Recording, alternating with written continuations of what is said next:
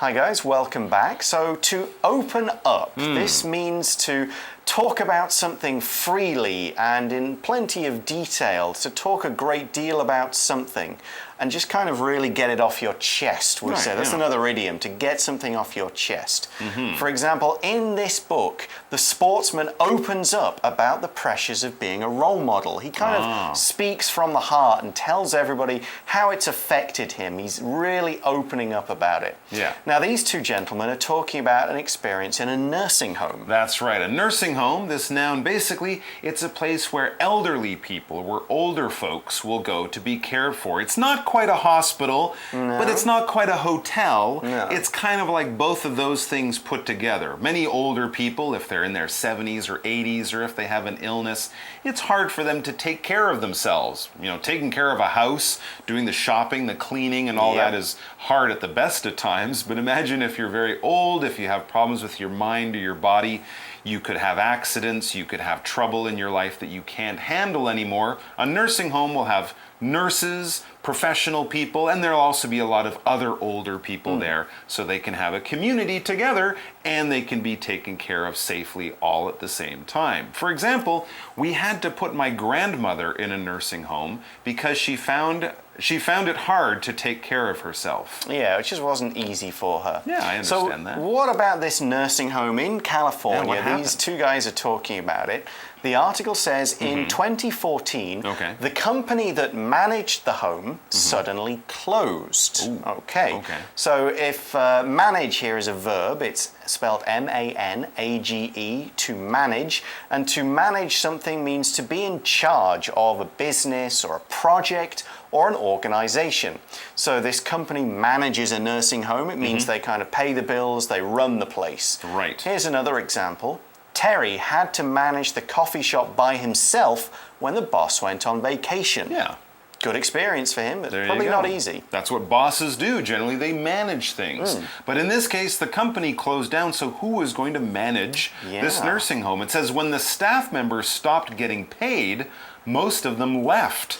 Which is fair enough. I mean, you know. you're caring for older people, but you still need to make food. I mean, make money for your own family to buy food and stuff. So most people wouldn't work at a job for free. No, and this of course meant, as the article says, that many elderly people didn't have anywhere to go, but were abandoned. Terrible. The home's closing down. We can't afford to pay for the electricity, the heating, the food. So the elderly people were in a bit of trouble. So elderly is an adjective. It's spelled E-L-D-E-R-L-Y, elderly.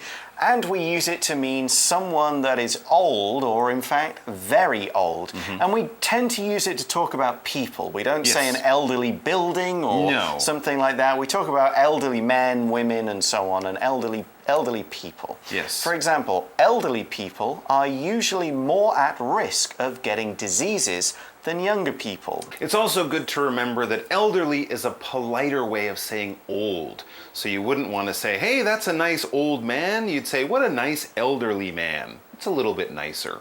Would you say that we're elderly yet? I feel elderly. I feel elderly too sometimes. We also had the verb abandon. It said the elderly people were abandoned. That's terrible. Yeah. Tell us why. Well, to abandon something means to kind of leave it to look after itself. You know, someone who looked after something before, like looked after people or animals, just leaves it alone and says, all right, you kind of look after yourself. I can't do it anymore. Yes. For example, the dog was abandoned when its owners didn't want to take care of it anymore. That's right. We could also talk about an abandoned building. You abandon a building just means everyone moves out and just leaves it there. Yeah, abandoning a building or a rusty old bicycle might not be too bad, but abandoning people or animals, especially elderly people, not nice at all. So Maurice and Miguel were the only ones who stayed to care for the residents. Oh, bless them. Good for them. The residents are the people who live in a certain place, all right? So if you live in your home, you are the resident of that home. When we talk about the population of a city, those are the number of residents, not the tourists, not the people just traveling through, but the people who live there. So the residents of the nursing home were the people who were living there, but not necessarily just working there. For example, the residents of this building don't have to take out their trash when the garbage trucks come by. by. Well, that's nice. I don't have to, yeah. That's they great. Get it done for me. So this is the two guys, they take turns asking each other what made them decide to do so. You know, why did you stay? What made you stay to care for those people? Wow. Now, they take turns, which is a phrasal verb. When one person or team takes a turn, then another person, and then maybe a third if you've got three. So you all just go one after the other in order, not both at the same time.